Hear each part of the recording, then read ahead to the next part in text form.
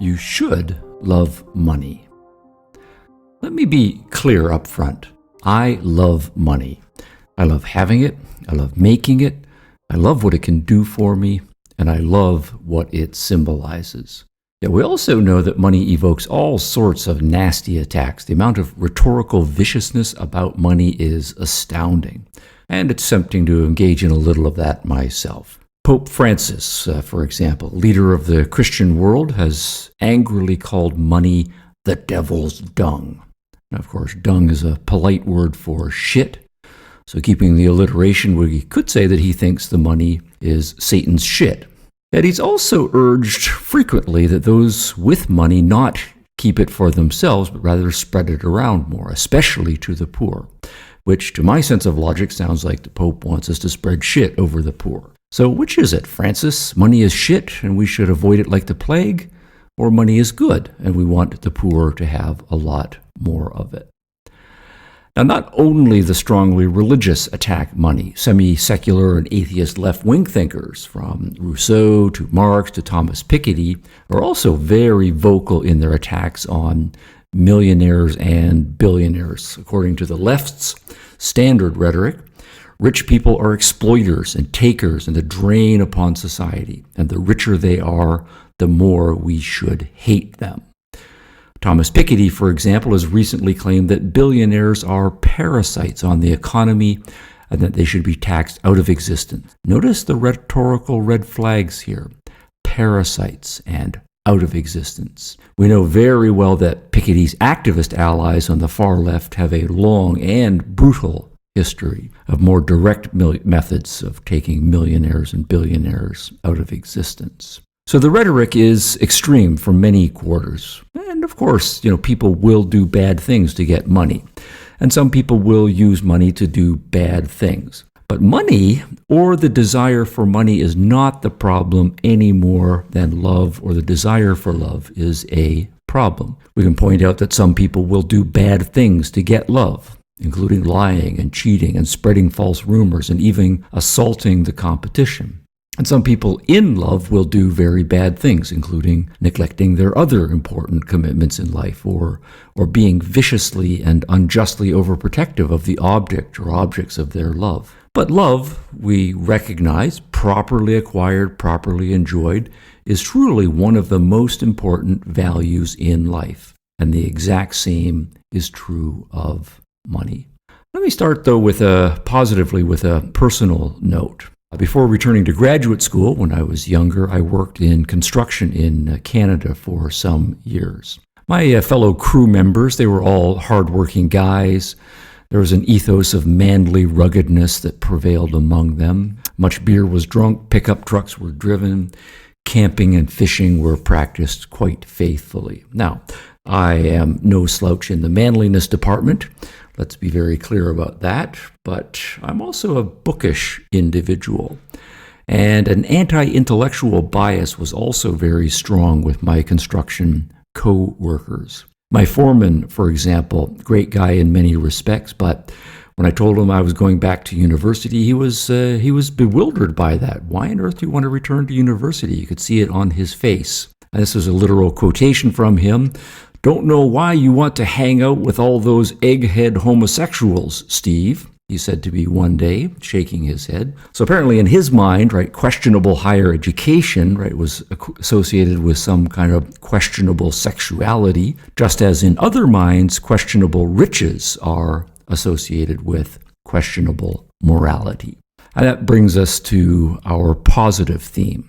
Money is one of the greatest inventions ever, just as books are one of the greatest inventions ever, and for the same reasons.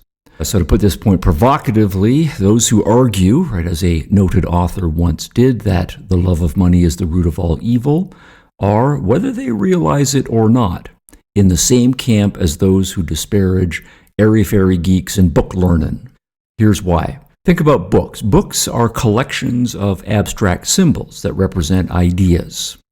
We are each individually capable of having ideas and generating ideas, but the invention of written language enables us to record and transmit the ideas in ways that make all of us better off. Writing enhances our thinking in 4 ways: portability, storage, precision, and universality. Now that's a list. I'm going to go through them in more order and explain. So let's take some ideas, for example. Pick a famous person like Albert Einstein. Now, suppose Einstein had not been able to write his ideas down. How would the rest of us learn about them? Only by going directly to Albert Einstein or bringing him to us so that we can hear his ideas directly from him. But since Einstein did write his ideas down, his ideas become independent of him and portable. It's much easier to transport Einstein's books around the world than it is to transmit and transport Einstein himself. Now, another factor, Einstein is a cultural immortal, but physically he was mortal. Ideas stored only in his brain, they would have expired upon his physical death. But his written ideas have storage value indefinitely. So that's portability and storage value. Both of them come from written language. Written ideas can also be studied with precision much more easily. Right? With the texts in front of us, we can compare Einstein's physical theories with Aristotle's physical theories, Galileo's and Newton's. We can refine our interpretations and determine the degrees of truth much more accurately. So imagine trying to do that, right? Study Einsteinian physics and Aristotelian and Galilean and Newtonian physics using only talk and memory.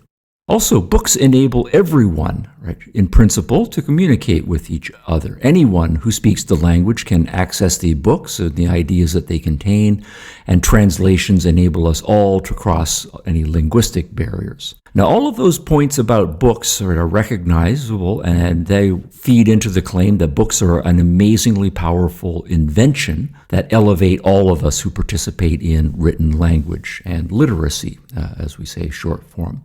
All of those points about books hold precisely for money.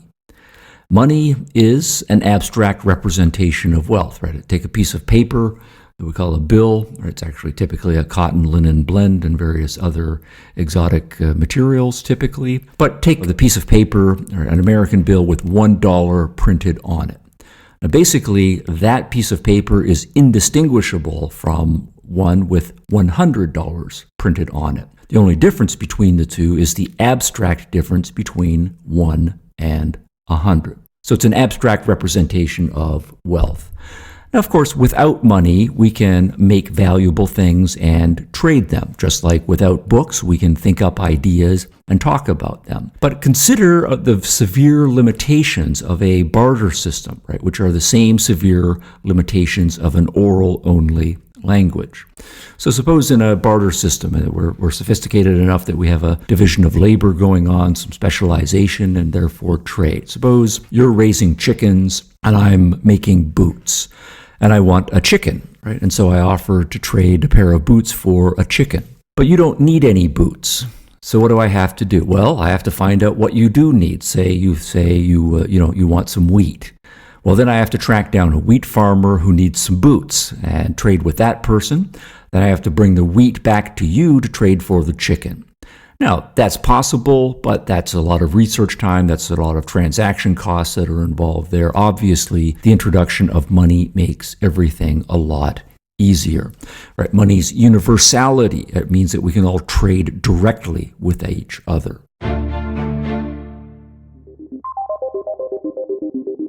We all know what true crime is, but what about untrue crime?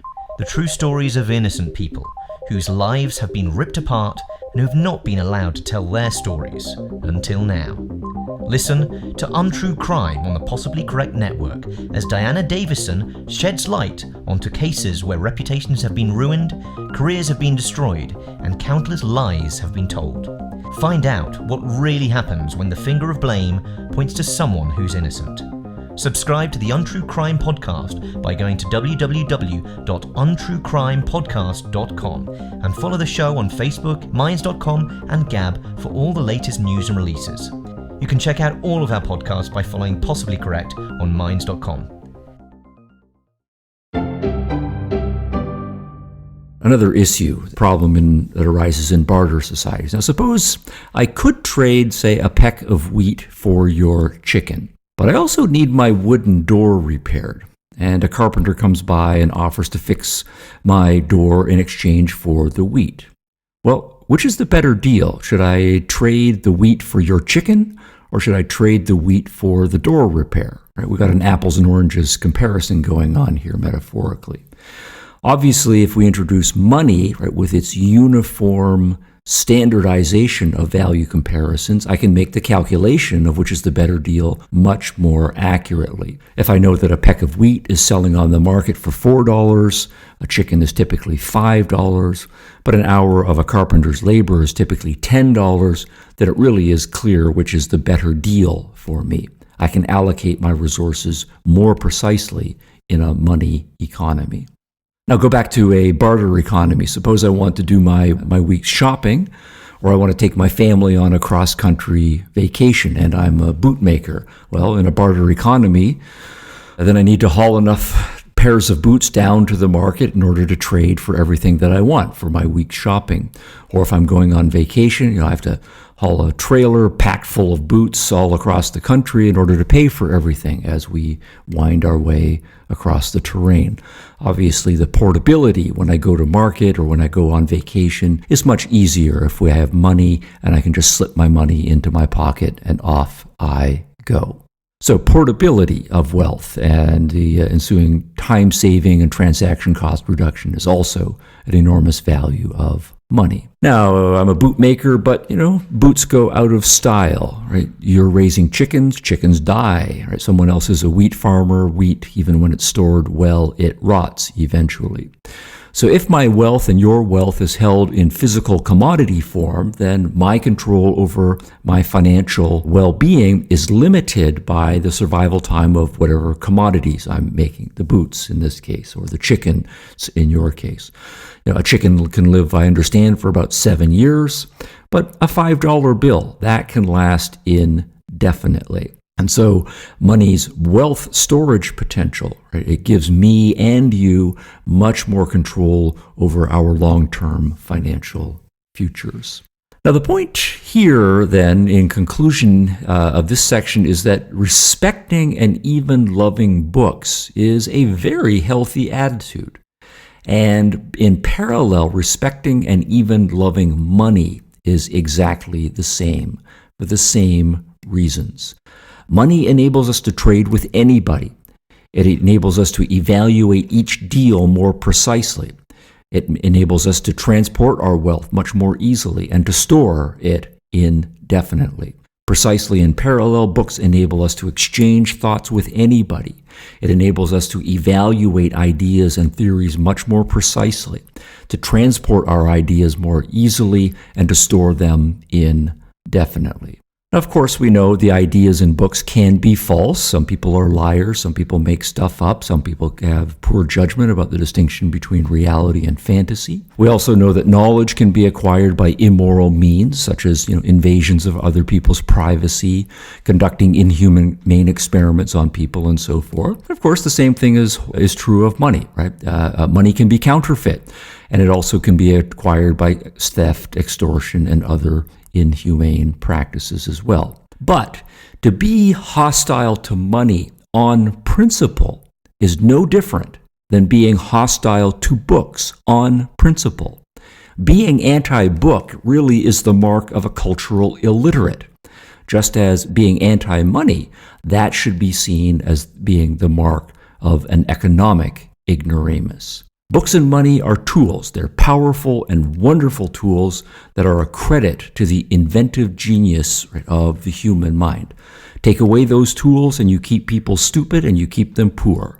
But make those tools, respect them, keep them clean, and you then enable people to become smart and rich. Now, that analysis does not satisfy either the strongly religious or the strongly socialist. So let's return to the money attacks and the most famous anti-money quotation and ask, is the love of money the root of all evil? First thing to notice about this claim is it has an astonishing breadth. Right? The love of money is the root of all evil. All evil? Really? Oh, we can understand, thieves and tax cheats and paid assassins. Okay, all right, that's all evil in varying degrees, and money might be at the root of those things. But all murders? Aren't many murders committed in the heat of passion over something unrelated to money? Like, cheating spouses, or that guy who said the wrong thing to the slightly drunk guy at the bar? Right, what about wife beatings? Yeah, quite evil, right? But are the tensions between spouses always about money? Or what about child molesters? Hard to see how money has much to do with that perversion. All right, so rhetorical overstatement or not, there are three core objections to money that are built into this really granddaddy of all anti-money quotations. The love of money is the root of all evil. So let's tease out the three core objections. Particularly in religious conservative traditions, you find these, but they don't necessarily, at least not all of them, have to be religious conservative ones. There are parallels in non-religious traditions as well. But certainly one of the criticisms is the love of money is the root of evil in the sense that some people will do very bad things to get it. Right. So what we're focusing on is the means or the methods that people will engage in because they want money. So the desire for money then is the motivator, and that then leads them to do various bad things, steal, defraud, and so forth. So this ties into the attacks on greed. Right? Greed is a motivator. We might think that greed is part of the human condition, and greed is tied to wanting stuff, and money enables you to get some stuff. And so that desire for money then exacerbates the greed, which is a sin, and money is therefore the root of evil in those cases. The king of spontaneity, former host of Open Mic with Mike Bullard, and the former host on New Talk 1010, legendary comedian Mike Bullard is back with his new podcast, You Too, with Mike Bullard on the Possibly Correct Network. Mike has a gift for making people laugh, and like a good book that you just can't put down, if it's entertainment you're looking for, you won't want to miss an episode of his new podcast. Listen as Mike shares his unique perspective on life, tackling real issues and interviewing an incredible lineup of guests with unpredictable and often hilarious results.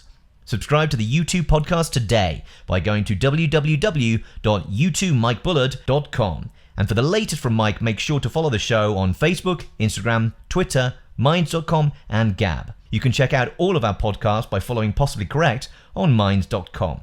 Now back to the show. Now, another thing built into the love of money as the root of all evil is not so much how we get it or what we're willing to do with it, but once we have money, what we then do with it. And here we think of the standard religious attacks on self-interest.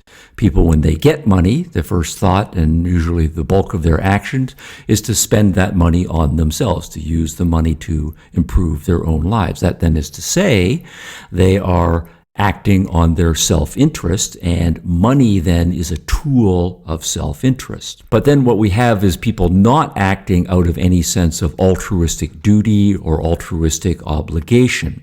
And part of almost all major Christian and other religious traditions is this obligation to charity, right? Whether you want to or not, your assets, your monetary assets especially, should be seen as belonging to other people, particularly those less well off. If you are keeping wealth for yourself beyond what you really need, you're engaging in self-interest, and that is, again, another sin. So money then is bad because it is a tool of self-interest, and it encourages people to be more self-interested. Now, a third kind of criticism, I think, is a deeper one in most religious traditions. That then is to say that the attraction of money, even the love of money, or even a cooler respect for money, shows that one has one's metaphysical priorities just wrong. This criticism goes under the materialism charge and strong forms of religion that have urged people to be anti-materialistic, right? The strong forms always say that one should not be at all interested in the physical world or in material things or the natural world, using those for now as rough synonyms of each other. Instead, one's focus should be almost exclusively upon the higher world, the non-physical world, the spiritual world, and then to the extent that you are then attracted to money and the things that money can buy in the natural world, you are metaphysically just way out of touch. So here, consider, for example, the famous quotation from 1 John, quote, "Love not the world, neither the things that are in the world. If any man love the world, the love of the Father is not in him.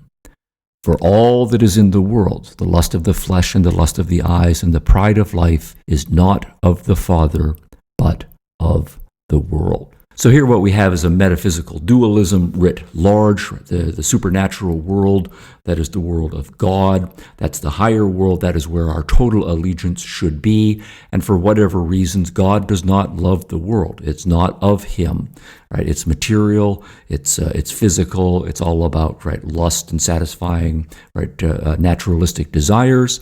And that's just not what God is. It's the opposite of him.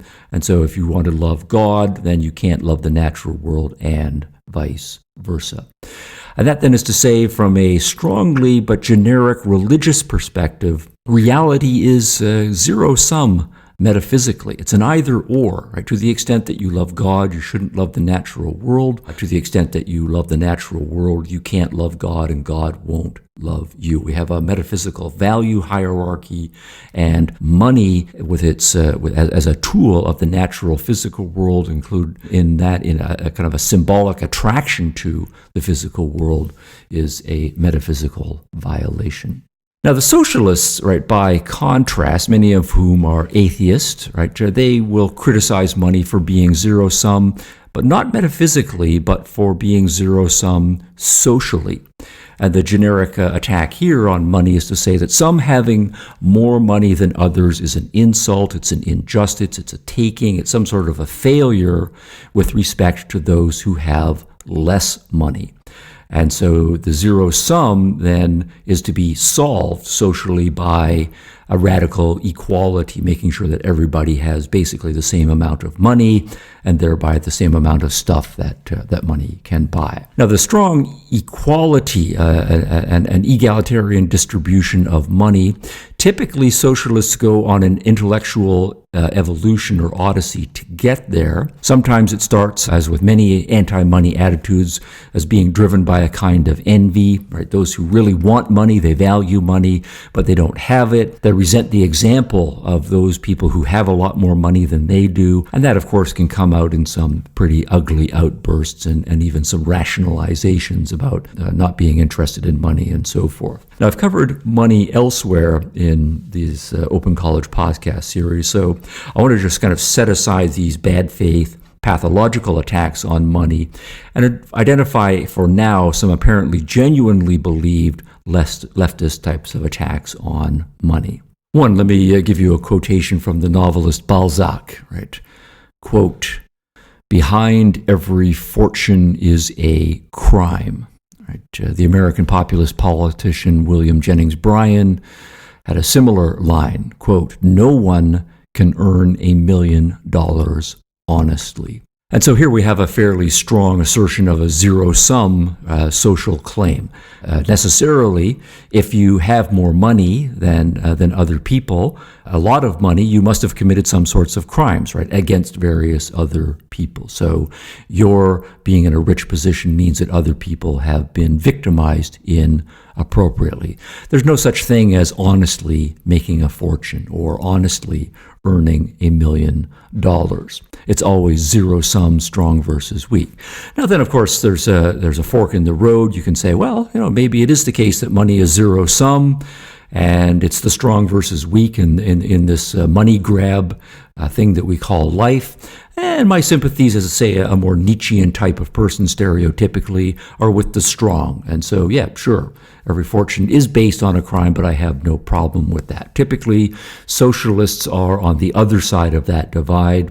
The acquisition of wealth is a crime, it is a zero sum, but they are typically compassionate toward or feel some sort of sympathy for those on the losing end, and so the zero-sum distribution offends their moral sensibilities. Now, this point is interesting. It's a topic for another discussion, but this behind every fortune is a crime is kind of indicative of much of the history of the left, that entrepreneurism and wealth creation and the possibility of positive sum transactions, that is often just invisible, entirely off the radar of people on the left. They do in many cases genuinely believe there's a fixed amount of wealth in the world, so then necessarily someone who ends up with more must be some sort of exploiter or some sort of strong predator or grabber.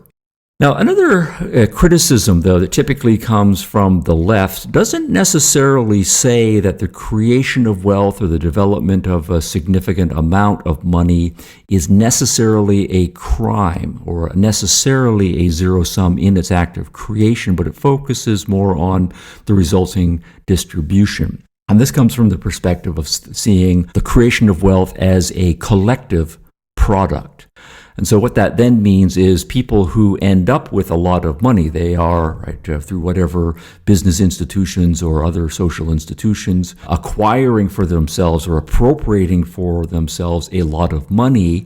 What they're doing is appropriating more than their fair share. They're not properly recognizing that they didn't do it themselves, that really it was a large number of people in society and all of them collectively produced that wealth, and maybe you had a small part in that. But if you're ending up with significantly more wealth than a lot of other people who were involved in the production, that's an unfairness. So the colloquial phrase kicking around for the last few years, "you didn't build that," right, is coming out of this tradition. Right? So the point of that then typically is to say you should not be getting the lion's share of the wealth because your portion of the contribution is very minor, and so you're engaging in some sort of misappropriation or theft, since your so-called earnings really depend on the major contributions of lots and lots of other people. All right, so this is typically an invisibility about the creative potential and the creative productivity of lots of individuals, and not being able to grasp appropriately how we measure and allocate wealth. It's not to say that markets do it perfectly, obviously. They are an estimation method as well. But the idea that it's not possible, right, for some individual to vastly outproduce, to come up with ideas and institutions that justly enable that person, even when other people are involved or even when that person is building on the efforts of other people, to justly deserve a huge amount of money relative to the amount that other people in the productive process are getting. That's often also invisible to the left.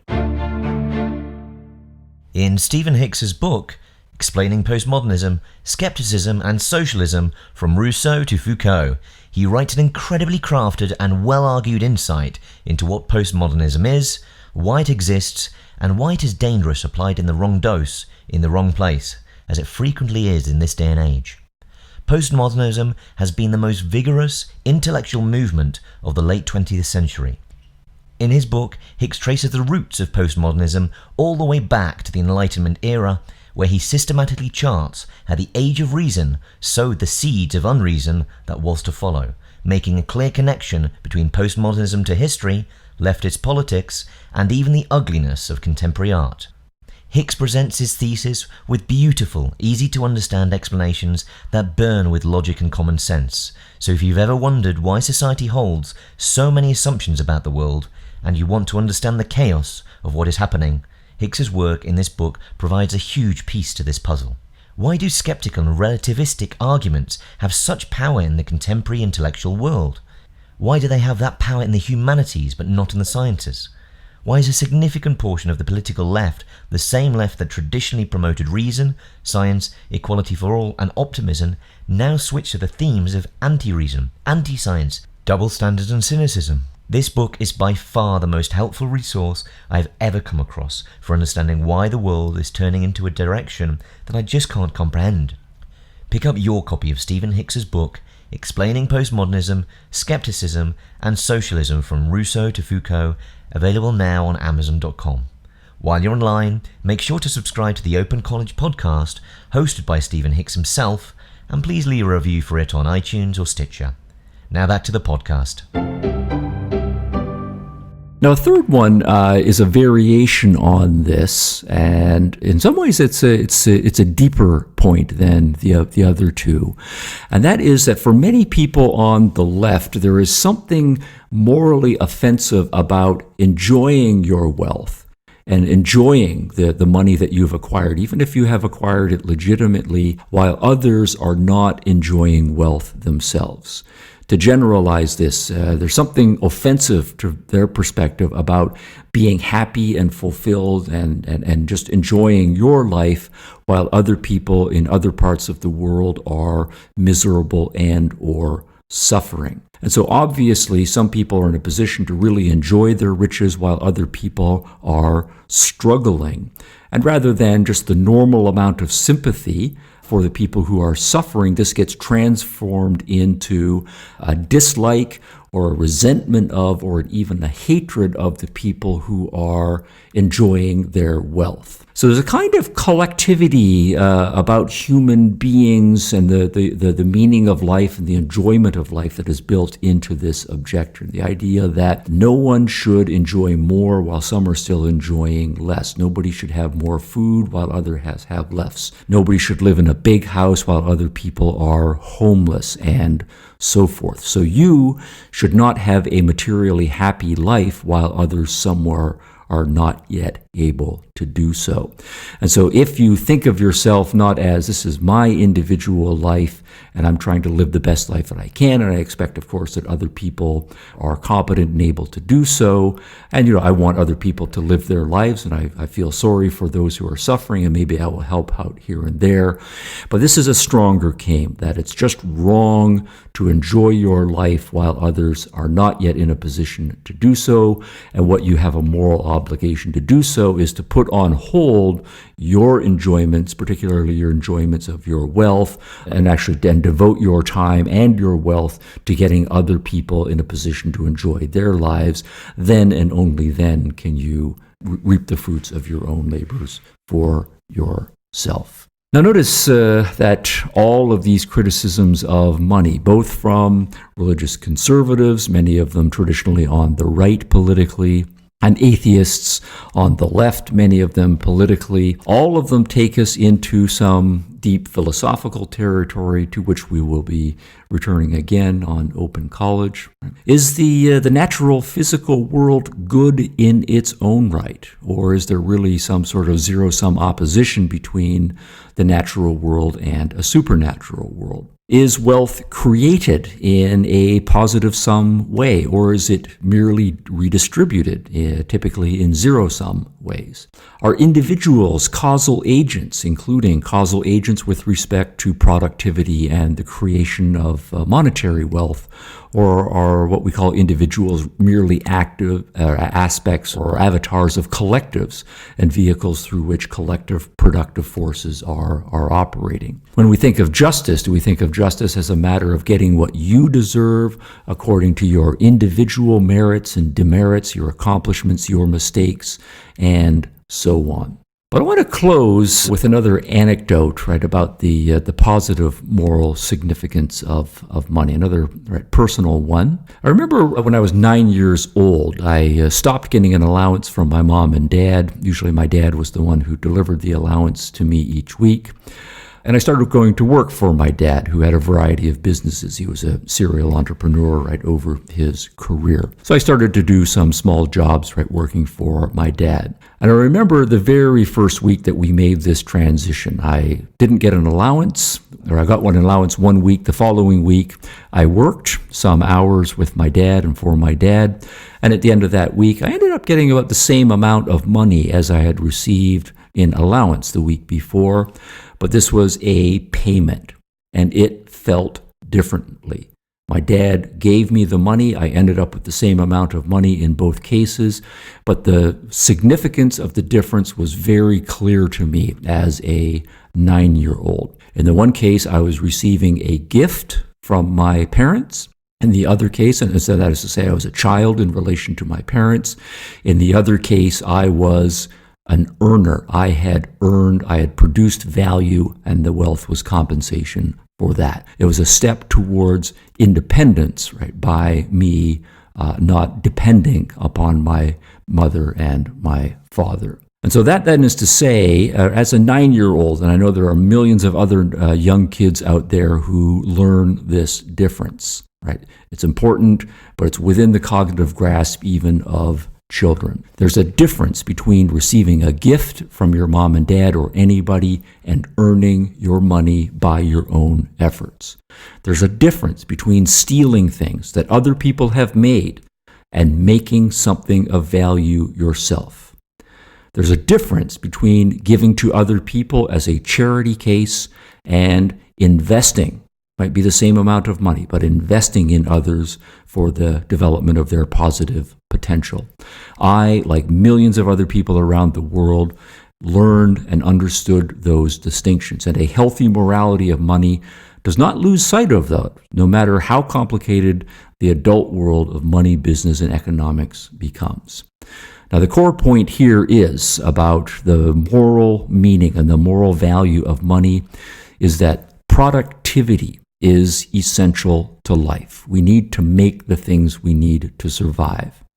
The only other option to productivity is just hoping that as an individual you're going to receive sufficient gifts from other people or to engage in active takings from other people, such as theft, conquest, rent-seeking, and so on.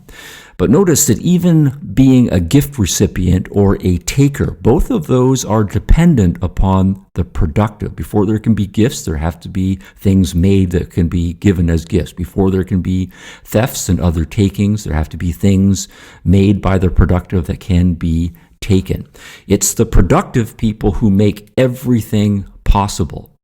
Money is a tool that we use to measure productivity, and it's a tool that productive individuals use to trade with each other. So we should honor and even love the productive, as well as honoring and loving the money that symbolizes their achievements.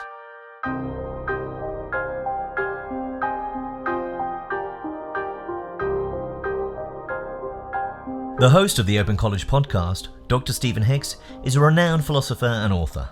His field of study and insights into postmodernism explain how it has become one of the most powerful intellectual movements of our time, and what that actually means. If you'd like to access more information from Dr. Hicks himself, then check out his website at www.stephenhicks.org. You'll be able to find details on his latest publications, courses, and philosophical information concerning business ethics, education, intellectual history, and religion. To stay up to date with the latest from Stephen Hicks himself, make sure you've subscribed to the Open College Podcast feed and follow at Open College Podcast on all your favourite social networks. And while you're online, please leave the show a review on iTunes and Stitcher.